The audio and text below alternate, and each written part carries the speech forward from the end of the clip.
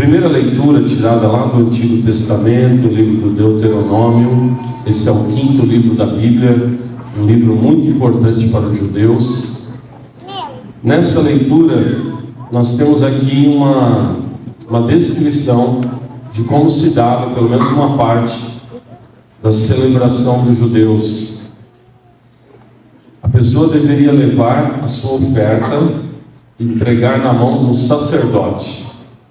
O sacerdote recebe uma cesta com a oferta que essa pessoa levava lá no templo, e o sacerdote colocava diante do altar essa cesta que a pessoa levava. Aí a pessoa vai fazer um ato de fé, uma espécie de creio. Daqui a pouco nós vamos rezar o nosso creio, né? Aqui nós estamos falando dos judeus.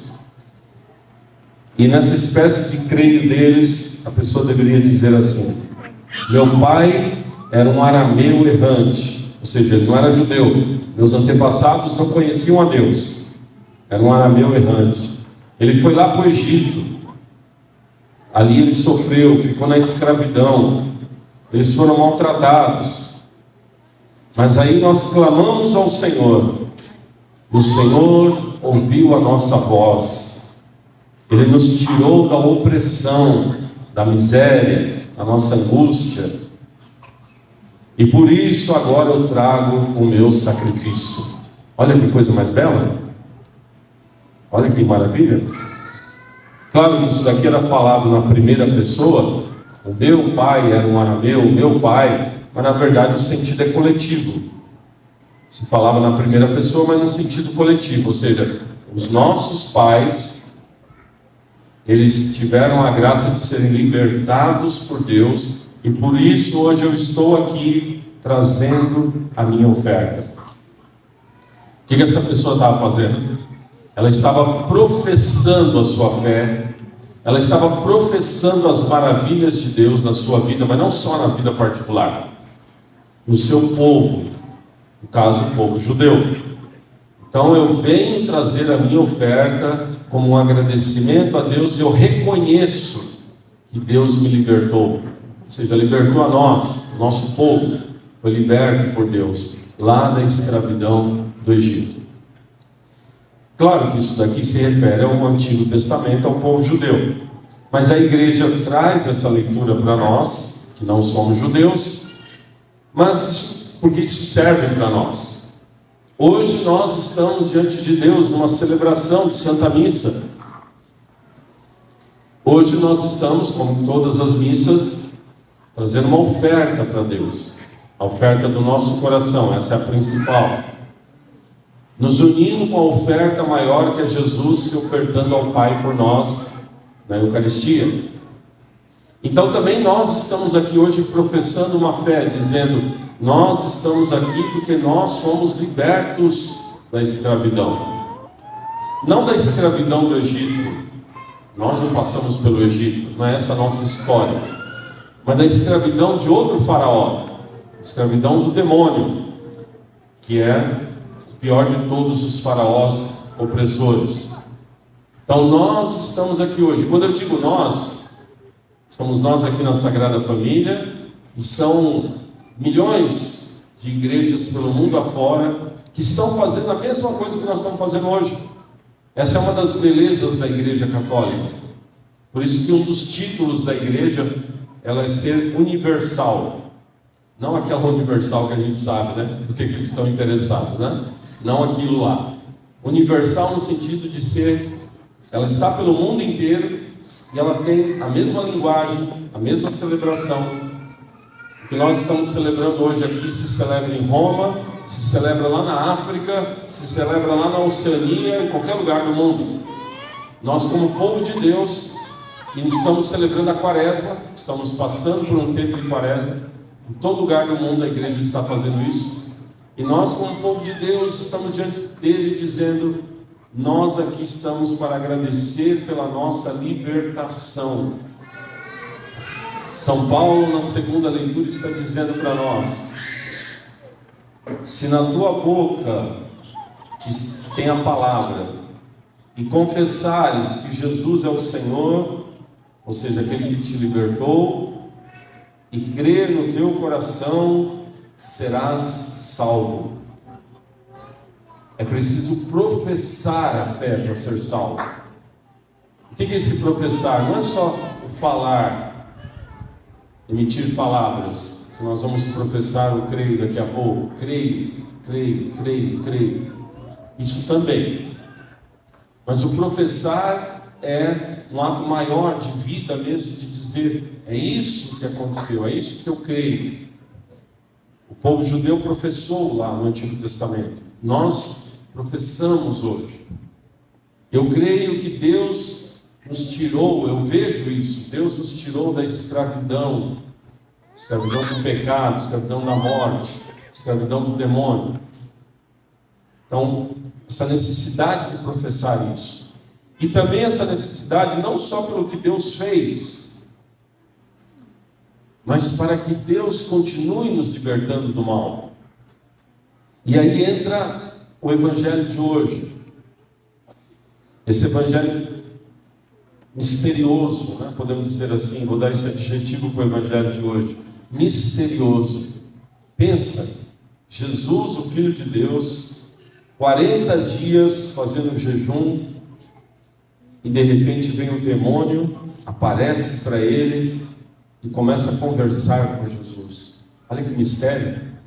O demônio teve a ousadia, a petulância de ir até Jesus para conversar com Jesus. Na verdade, para tentar Jesus, né? Não conversar simplesmente. Olha a petulância de Satanás. Claro que Jesus permitiu isso, senão o demônio jamais faria. Mas o demônio vai, e o demônio vai, transforma a pedra em pão, porque você está com fome. Tentação para Jesus, né? Aquela famosa música, me lembrei agora, aquela famosa música que o Michael Jackson fez com vários cantores lá nos anos 80, né? Vamos lembrar, né? Que era uma música para angariar fundos para a fome na África. Aquela música é blasfema, We Are the World. Aquela música é blasfema. Naquela música se diz assim: assim como Jesus transformou pedra em pão, nós tal. Mentira. Jesus não transformou pedra em pão. Na letra da música está lá, né? Assim como Jesus transformou pedra em pão. Mentira. Isso é blasfêmia. Jesus não caiu na tentação. Ele não transformou pedra em pão. Só um detalhe, né? Como que o mundo está aí. As músicas, a melodia é linda, né? We Are the World. A melodia é linda. Mas a letra, blasfema.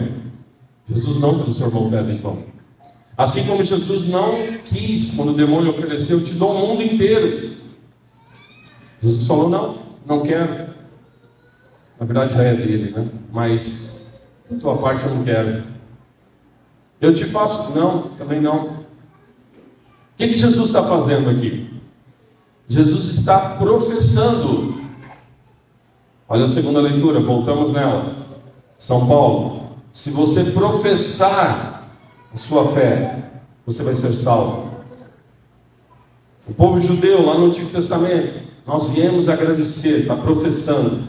Jesus diante do demônio: amarás, adorarás somente o Senhor teu Deus, e só a Ele servirás.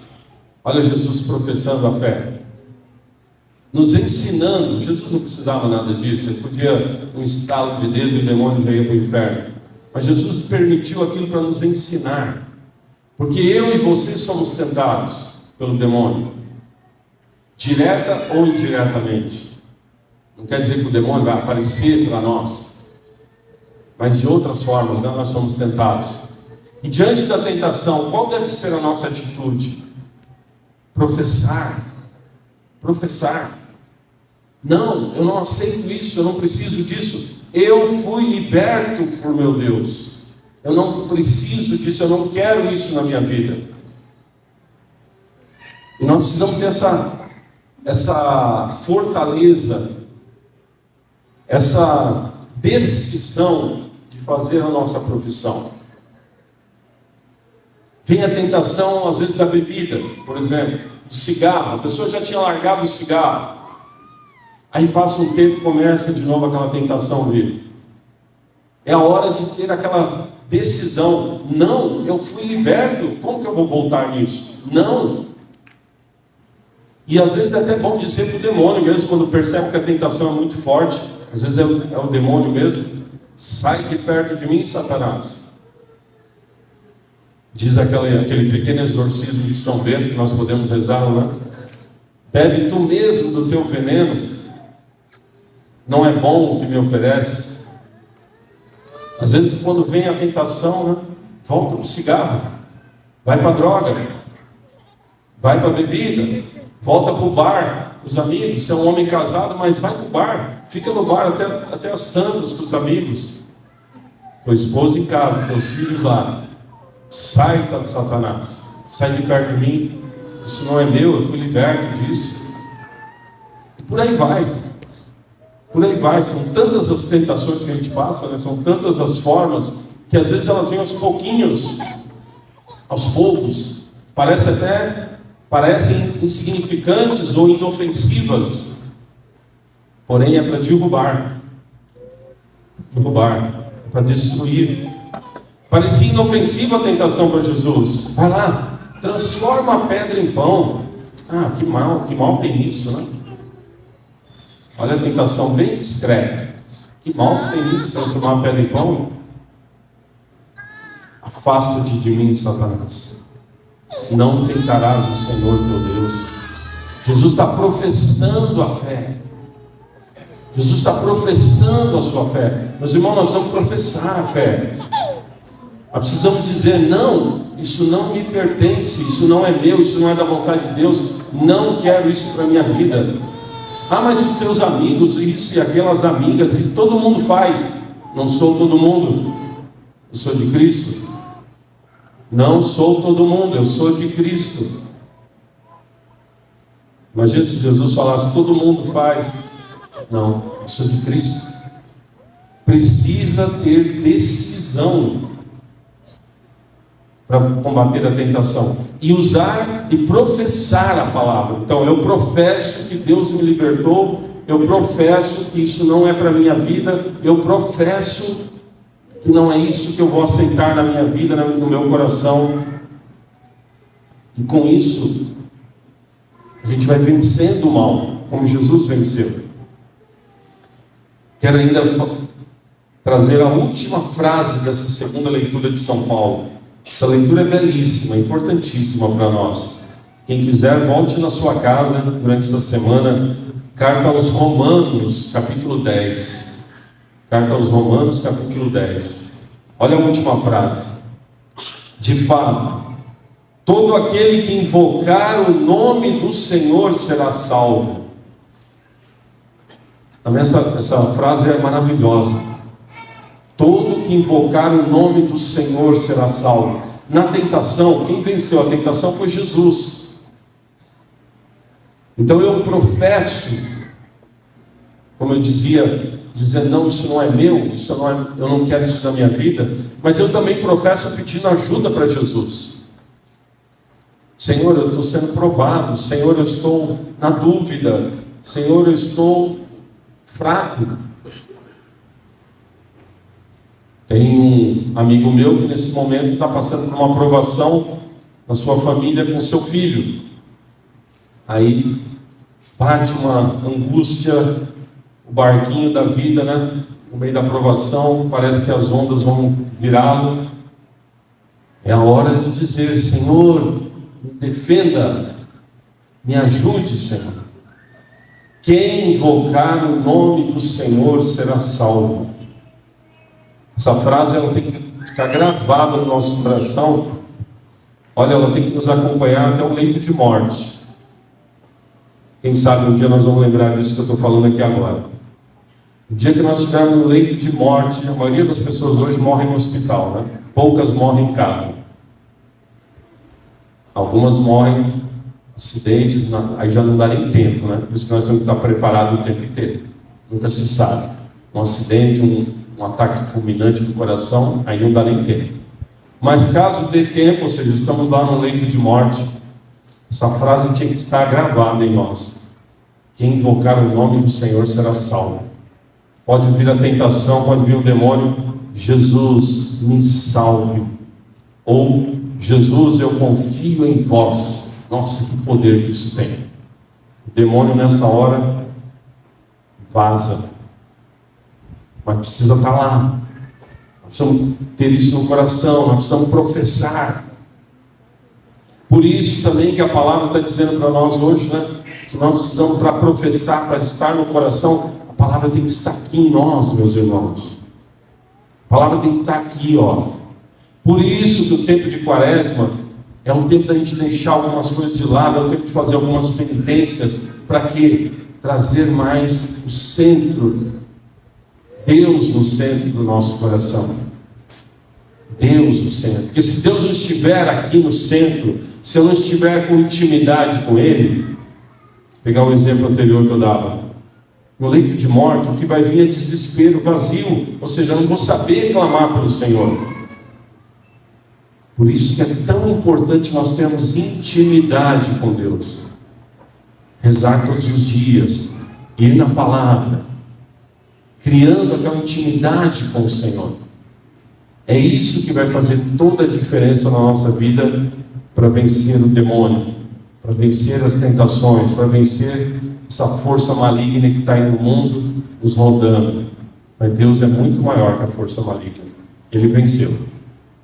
E com Ele nós também podemos vencer.